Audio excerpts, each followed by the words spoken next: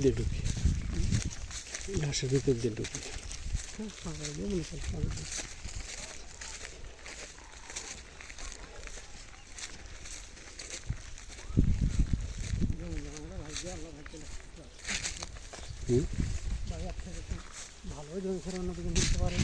সেটাই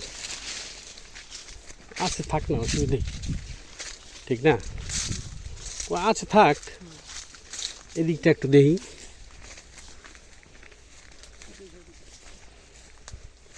এদিকের ও এটা এদিকের শেষ, এটা ওইটুকু, ওই যে ওইটুকু হয়ে